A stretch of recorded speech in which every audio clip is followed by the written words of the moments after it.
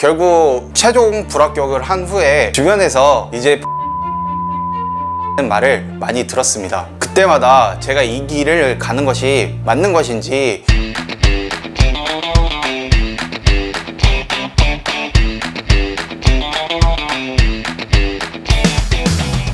안녕하십니까. 25년 1차에 서울청에 합격하게 된 윤지환입니다.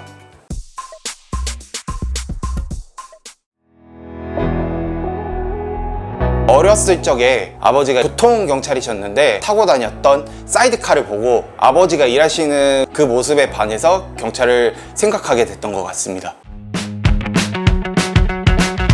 지인이 신강은 경찰팀이 매우 좋다면서 추천해 주었습니다. 그 중에서 가장 도움이 되었던 강의는 신강은 교수님께서 직접 꼼꼼히 해설해 주시는 진도별 문제풀이였습니다. 내가 따로 공부해야지 보다는 신강은 교수님 수업을 더욱 집중했던 것 같습니다. 경찰학도 커리어를 따라가는 것이 중요하다고 생각했습니다. 그 중에서도 제가 가장 도움되었던 건 마무리 특강이었습니다. 마무리 특강을 통해 위원회와 숫자를 암기하였고 헌법부 2단계 때 강성민 교수님의 수업을 듣게 되었습니다. 최신 판례의 비중이 많아지면서 최신 판례를 집중적으로 보았던 것 같습니다. 아끼는 부분이 많지 않다 보니 새롭게 나오는 판례들을 공부하는 게 훨씬 효율적이었습니다.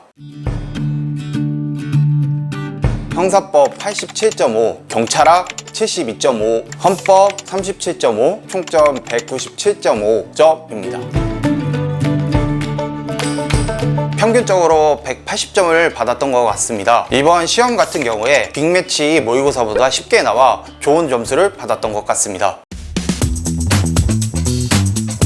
저는 장정훈 교수님의 말씀이 생각났습니다. 공부 분위기를 바꾸면 거기에 적응하는데 시간 소요가 많이 된다는 말씀이었습니다. 그래서 한 달 동안은 루틴을 바꾸지 않으려고 노력했습니다. 시험 일주일이 남았을 때는 마무리 특강과 최신 판례를 다시 한번 들으면서 공부했던 것을 잊지 않으려고 노력했습니다. 처음에는 저도 모든 책을 가지고 시험장에 갔었습니다. 하지만 시험장에서 볼 수 있는 시간은 한정돼 있었고 결국 최신 판례와 마무리 특강만 가지고 갔습니다. 저희 루틴은 매일 밤 12시에 잠자리에 드는 것입니다. 집에서 통학하여 누구보다 일찍 일어나야 했고 늘 수업 시간 1시간 전에 도착하여 준비했습니다. 집에서 공부할 때도 학원에서 수업하는 것처럼 50분 수업을 듣고 10분 정도 쉬는 시간을 가졌습니다. 그만큼 공부할 때는 집중하여 암기보다는 이해하려고 더욱 노력했습니다. 처음에는 체력을 혼자 준비할 수 있다는 생각으로 준비를 했었습니다. 결국 24년 2차 때 체력을 좋은 점수를 받지 못해 최종 불합격을 한 후에 제가 혼자서 준비하는 것에 한계를 느끼고 25년 1차에는 체력학원을 준비하였습니다. 혼자 하시는 것이 어렵다고 느끼시는 분들은 체력학원을 다니는 것을 적극 추천드립니다.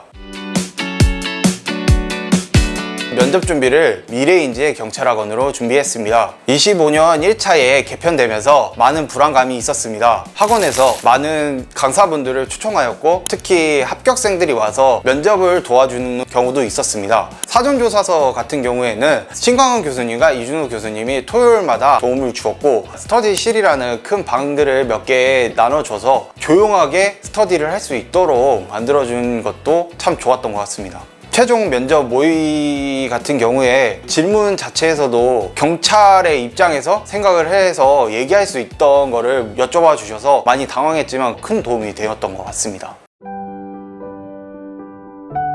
저를 기다려준 친구들과 지원을 아껴주시지 않은 어머니, 아버지에게 감사를 드리고 그리고 교수님들을 믿고 끝까지 가보자는 마음으로 지금까지 달려왔던 것 같습니다. 시험 당일에 나오셔서 한 명 한 명 악수해 주시는 모습이 아직도 기억납니다. 그 악수를 받고 제가 합격을 했던 것 같습니다. 다시 한번 교수님께 감사하다는 말씀을 전하고 싶습니다. 주변에서 이제 포기하는 것이 낫지 않겠느냐는 말을 많이 들었습니다. 그럴 때마다 정말 내가 경찰이 되고 싶은가 나에게 물어봤었습니다. 꽃이 피는 시기가 다르듯 사람도 피는 시기가 다르다고 생각을 합니다. 일찍 피는 꽃이 아름다울 수도 있지만 나중에 피는 꽃이 더욱 소중하고 아름다울 수 있습니다. 그 노력의 끝은 합격이란 꽃이 될 것이라고 생각합니다. 수험생 여러분들 화이팅!